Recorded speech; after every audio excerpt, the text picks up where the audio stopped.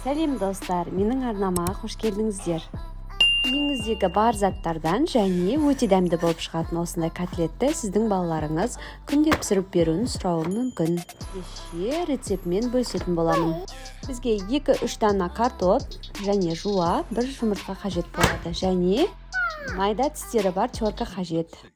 Сонымен қатар бізге ұн, паприка, қара бұрыш, тұз және бір соус қажет болады. Ол соус туралы алдағы уақытта айтатын боламын. Теркамыздан картопымызды барлығын өткізіп алатын боламыз.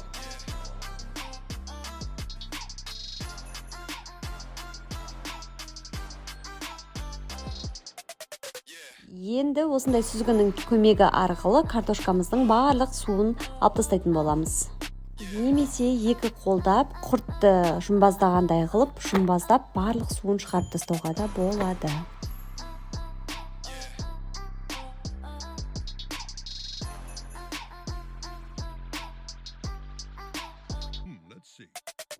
Енді жуамызды дәл осылай етеміз, теркадан өткізіп, одан кейін суын сығып алатын боламыз. Жуаны көбірек қоссақ, котлетіміз өте дәмді болып шығады.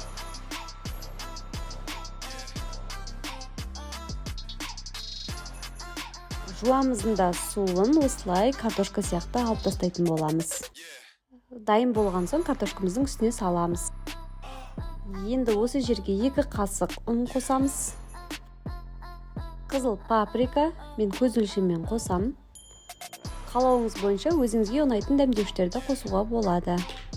Қара бұрыш, бұны да көз өлшеммен сәл ғана қостым.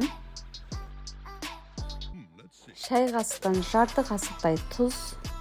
Мен жаңағы айтқан соус туралы айтып кетейін. Бұнда чеснок және шемішке май, тұз қосып, блендерге өткізіп, араластырып аламыз.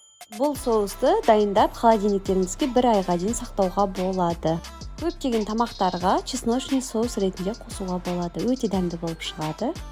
Енді бір жұмыртқамызды қосып, жақсылап араластырамыз.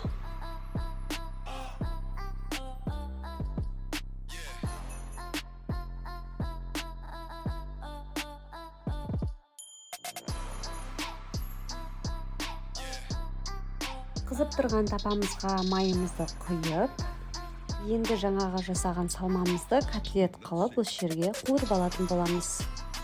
2 беті қызарғанша тапада қуырып алатын боламыз.